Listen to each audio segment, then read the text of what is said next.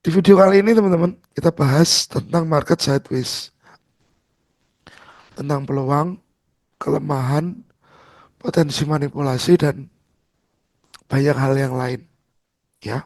Nah, awalnya secara dasar teman-teman harus ngerti dulu bahwa sideways itu bagaimana sih dia bergerak. Pastinya kalau sideways teman-teman ngerti bahwa dia bergerak dari support ke resisten, ke support lagi, ke resisten lagi, berulang, ya teman-teman. Begini, atas bawah, oke. Tetapi terkadang yang teman-teman harus ngerti, dia nggak selalu rapih. Kadang-kadang dia lebih bawah, kadang nggak sampai ke resisten yang ada sebelumnya, nggak sampai, ini lebih lagi, nggak sampai, atau ini bisa lebih lagi ke bawah. Nah, seperti ini teman-teman. At least saat dia bergerak di sebuah range, berarti itu kondisinya adalah sideways. Nah, sebenarnya teman-teman tahu ya, jika konsep pemikiran begini, banyak trader yang berpikiran buy at support dan sell at resistance, ya. Konsep dasar ini, buy at support dan sell at resistance, ini hanya berlaku untuk market sideways,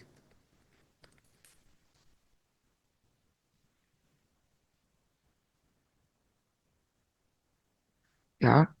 Hanya berlaku untuk market yang sideways.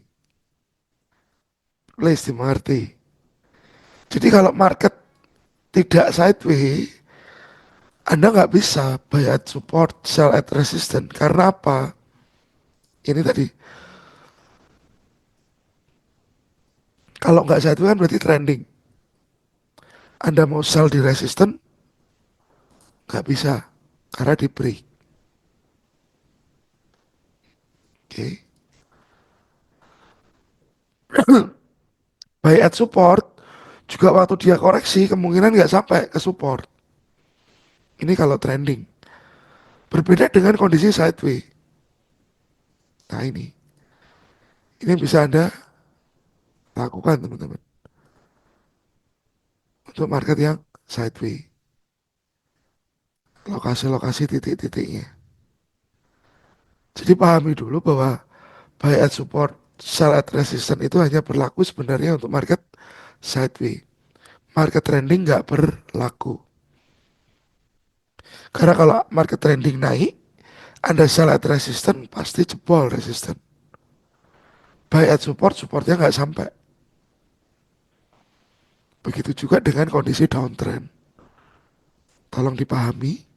Nah, sekarang teman-teman, berarti konsep pertama yang bisa Anda ambil untuk market sideways adalah buy at support, sell at resistance. Mana resistance?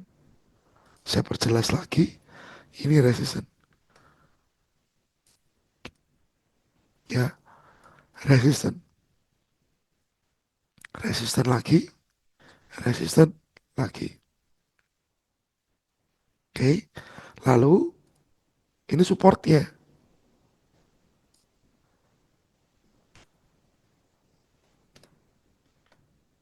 Ya, supportnya di bawah. Kita nggak perlu berdebat tentang support dan resistance karena semua orang pasti sudah tahu di mana letaknya. Ya, ini yang bisa Anda lakukan. At least Anda kasih area. Nah, Anda kasih area. Karena harus ada jarak. Ya, jangan Anda ambil line-nya, jangan Anda ambil line-nya, garisnya.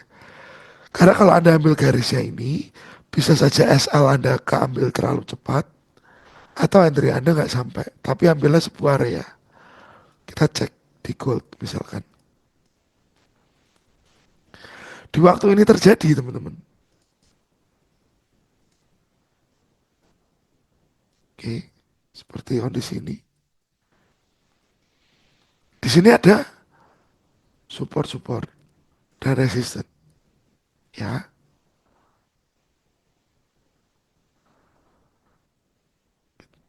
dengan adanya dua support satu resisten, begini ya teman-teman. Ini ada potensi untuk market sideways. Dua support, satu resisten. Berarti ada potensi untuk market berbalik, naik. Kejarnya kemana? Ini. Yang jadi masalah adalah ini jangan break body. Ya, untuk jadi sideways.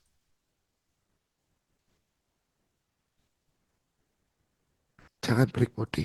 Ini ada potensi begini. Nah, saat memang price naik, teman-teman, tolong kasih sebuah area. Area.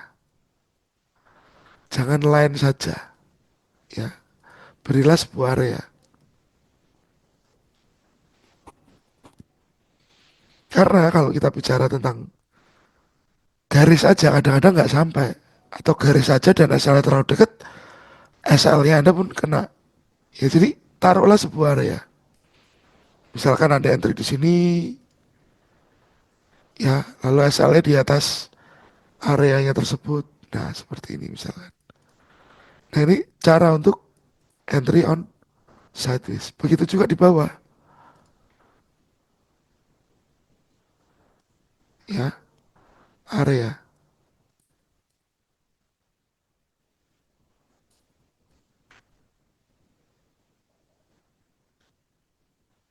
SL-nya ingat, kalau Anda sell ya SL-nya di atas. Kalau Anda buy ya SL-nya di bawah. Jangan pernah lupa. Oke. Jadi dengan kondisi market begini aja teman-teman ya. Ini, begini. Ini ada potensi untuk dia turun.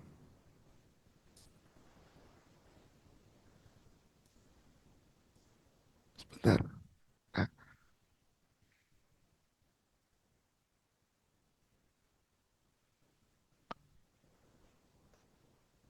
dua resisten,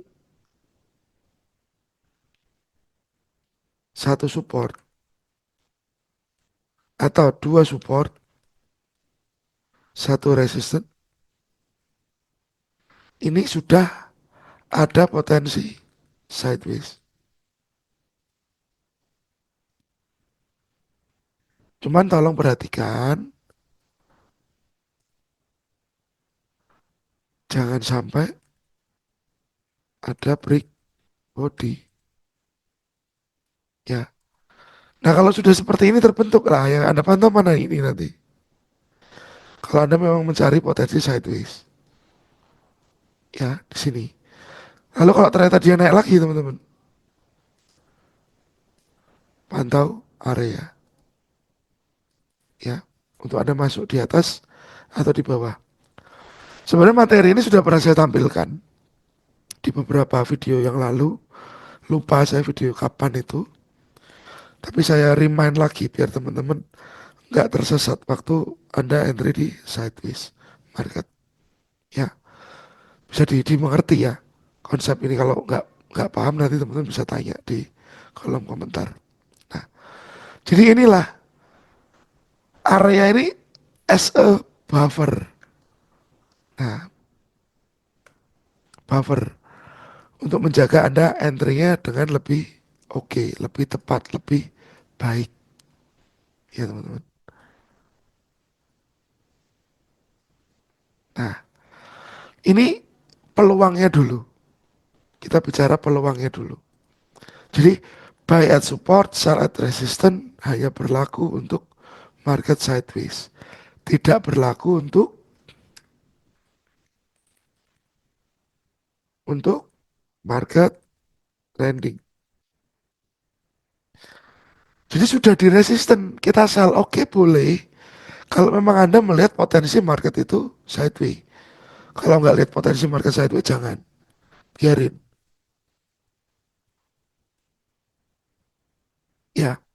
Ini konsep pertama, peluang.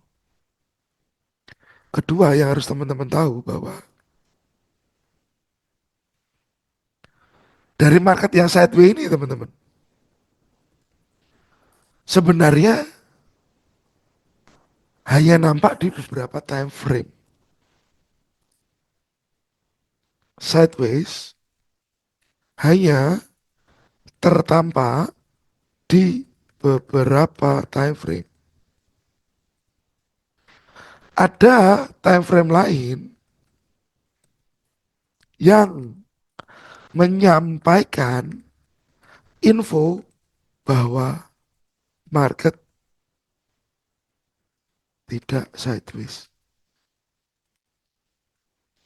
Karena teman-teman harus ngerti bahwa kondisi time frame itu kan sangat berkaitan dengan apa yang Anda lihat saat itu.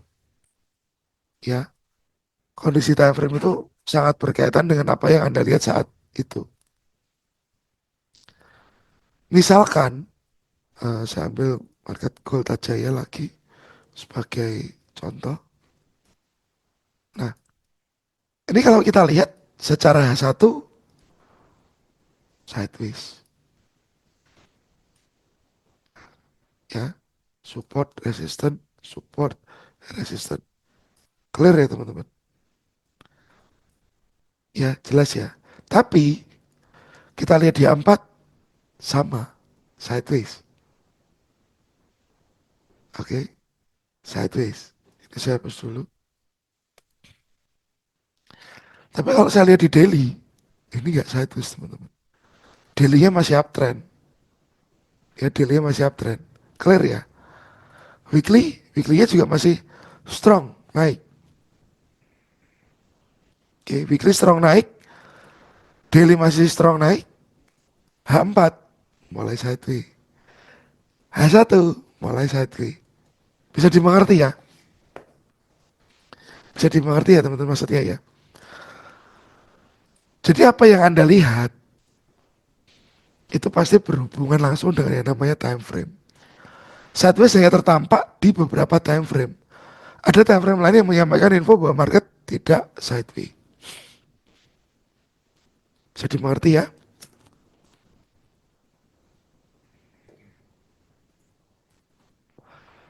Dan kalau saya breakdown lagi ke time frame yang lebih kecil, M30 misalnya.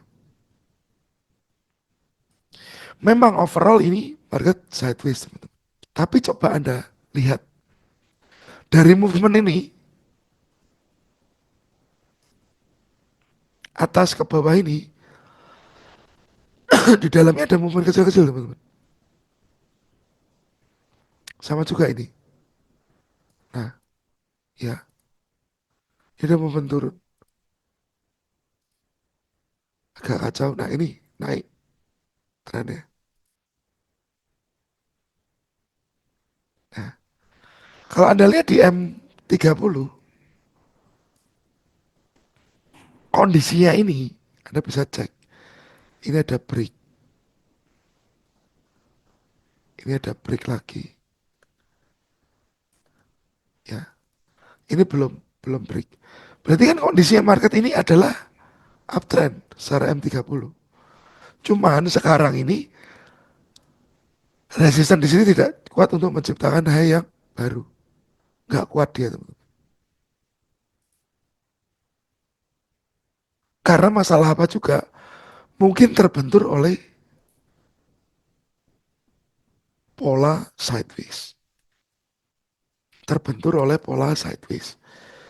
Jadi di sideways market ini di dalamnya juga ada tren lagi.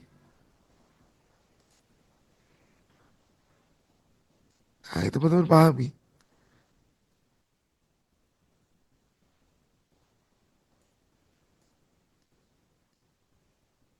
Oke, ini saya uh, detailin begini ya teman-teman.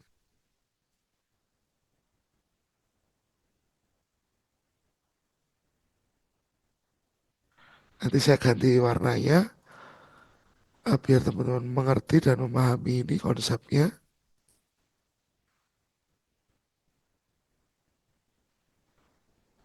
Ini berhenti di sini. Nah, yang besar ini saya kasih warna mungkin merah. Ya, gelombang besarnya sideways. Gelombang kecilnya ini on trend. Ini ada tren naik, tren turun, tren naik, tren turun, tren naik, turun. Ya teman-teman. Nah, kalau gelombang kecil-kecil itu mau Anda follow, boleh nggak? Ya boleh teman-teman. Sideways hanya tertampak di beberapa time frame. Ada time frame lain yang menyampaikan info bahwa market tidak sideways. Jadi, jika trader akan follow pola yang tertampak pada time frame lain, boleh saja pastikan Anda tahu trigger entry-nya. Pastikan Anda tahu pola entry-nya. Kalau begini dia naik, habis dari naik sudah mentok ke sideways ini, ya, sudah mentok ke area ini, dan mungkin dari pola harga ini mulai menunjukkan low, lower high, lower low. Ini ada di time frame yang kecil. Anda mau follow ini, Anda mau follow ini teman-teman. Konsepnya apa? Ini break. Ya, ini break. Dan saat ini break berarti kemungkinan price harus koreksi dulu untuk lanjut turun. The max target adalah ini, area di bawah ini. Nah, oke teman-teman. Jadi Anda harus ngerti pola entry-nya bagaimana, lalu targetnya itu kemana, targetnya kemana. Ya, karena jangan sampai targetnya pun Anda muluk-muluk. Muluk-muluk gimana Pak maksudnya? Maksudnya begini, orang ini aja belum break tapi Anda punya target yang lebih jauh lagi ke bawah. Di zone yang lebih bawah lagi, jangan teman-teman. Karena waktu market sideways itu berarti price actionnya adalah market bolak-balik. Kelakuan harganya adalah bolak-balik. Dan di dalam bolak-baliknya ada pola-pola kecil lagi yang bisa Anda follow. Dengan Anda tahu targetnya. Target atas, ya. Dan di sini ada target bawah. Oke. Target atas Anda tahu, target bawah Anda tahu. Karena konsep ini jangan sampai lepas. Basic dari si price action itu tadi. Bagaimana cara harga bergerak dalam sebuah sideway? Bagaimana cara harga bergerak dalam market yang uptrend? Teman-teman harus benar-benar memahami. Ya, nah dari market sideways ini juga teman-teman. Kadang-kadang nggak melulu dia berpola saya nanya sendiri enggak. Tapi bisa juga seperti ini yang muncul karena ya ada penyebabnya. Ini seperti yang terjadi di Bitcoin. Bisa taruh bawah.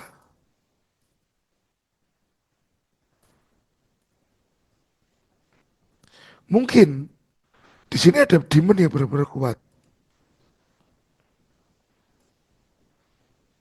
Nah, yang menahan price untuk tetap bergerak di area-area tersebut. Ya, oke. Kembali lagi targetnya Anda harus ini di bawah. Karena ini ada cek. Nah ini kondisinya hampir mirip, hampir sama. Ini dengan ini ya teman-teman. Mana tadi ini? Ya, ini dengan ini hampir mirip. Dia ditahan demand di bawah. Jadi kalau Anda melihat kondisi seperti ini, Jangan berpikir reversal sebelum area demand ini break.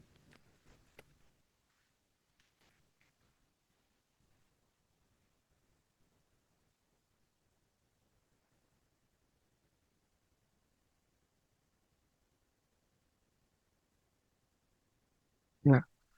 Jangan berpikir akan terjadi reversal jika demand penahan ini belum terjadi break. Ya teman-teman.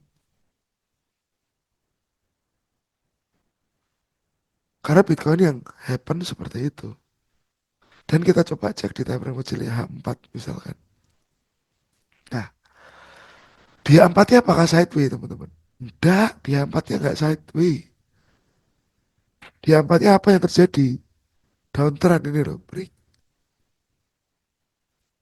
Ya, impulsifnya ini. Ini ada break lagi. Impulsifnya ini.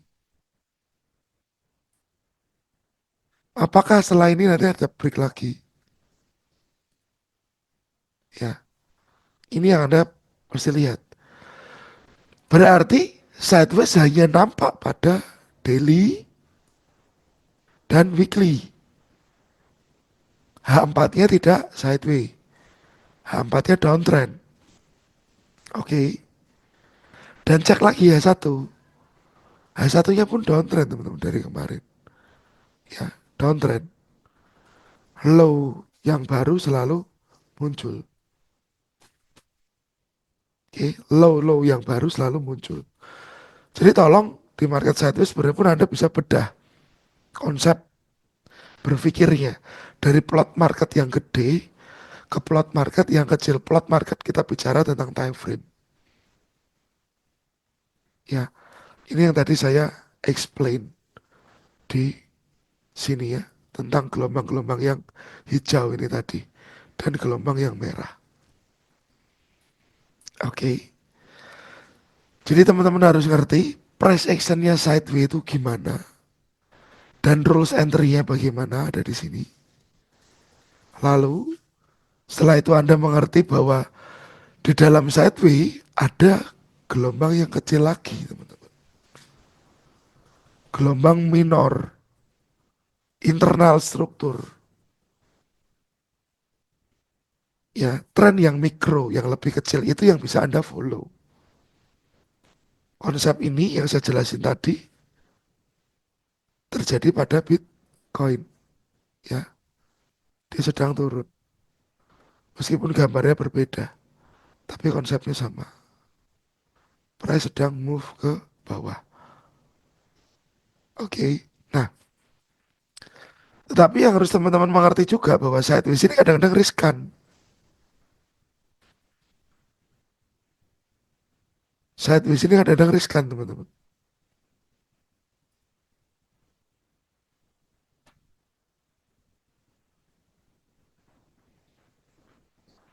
Sideways menjadi riskan karena di sana akan banyak retail yang masuk dengan pemahaman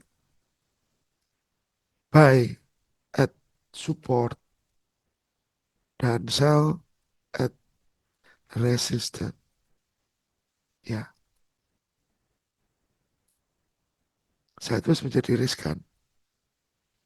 Misalkan begini, ada market yang kelihatan sideways, high, low, higher, higher low. No, bukan higher low ya. Tapi dia tidak bikin higher low. Dia hanya bikin high dan low saja. Ya teman-teman. Nah, di lokasi ini, di bawah-bawah ini ya teman-teman.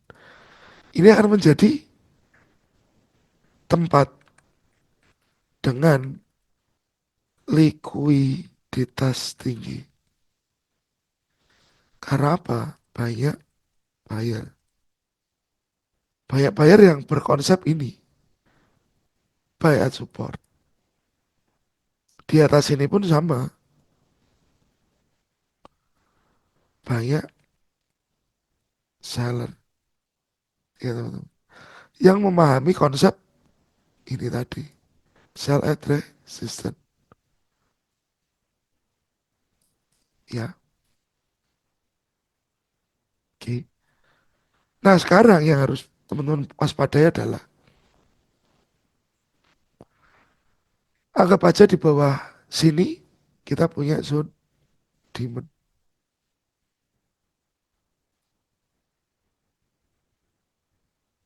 ini ya teman-teman,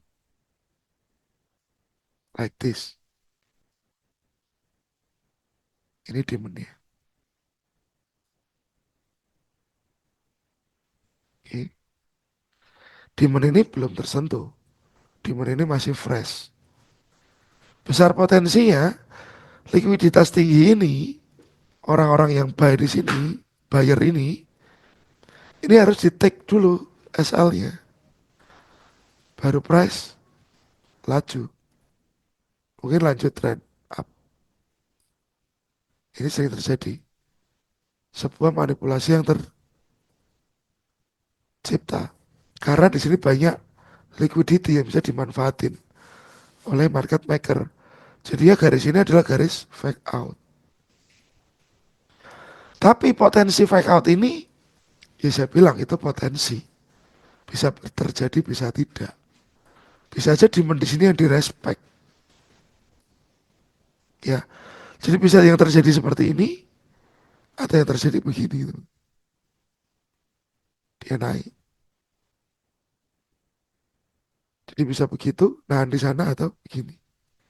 Karena kita bicaranya ini adalah sebuah potensi. Fake out tidak mutlak. Fake out itu nggak mutlak terjadi. Tetapi itu adalah potensi. Liquidity ada potensi. Karena kita melihatnya dari gambaran teknikal, bukan dari data aslinya. At least kita bukan insider, ya teman-teman. Jadi dari konsep sideways ini, yang pertama teman-teman harus ngerti bahwa price actionnya seperti apa, dan apa yang bisa Anda lakukan dari pembahasan pertama.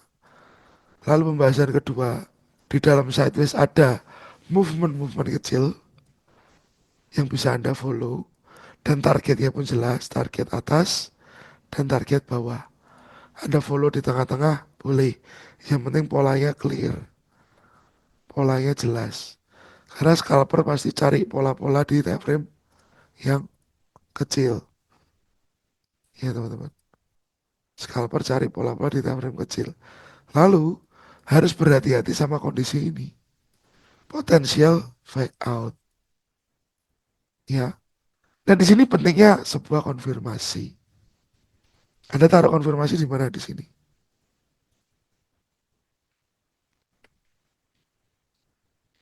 Meskipun kadang-kadang konfirmasi pun dibohongi. Berkali-kali terjadi juga. Tapi akan lebih wise saat Anda cari konfirmasi di area demand yang ini. Karena sudah berpotensi fake out. Mungkin itu video teman-teman tentang sideway. Jadi nanti kalau Anda ada pertanyaan dan apa yang mau ditambahkan silahkan chat di kolom komentar. Nanti kita coba diskusi. Semoga ini bermanfaat buat Anda. Thank you dan God bless. Sukses selalu.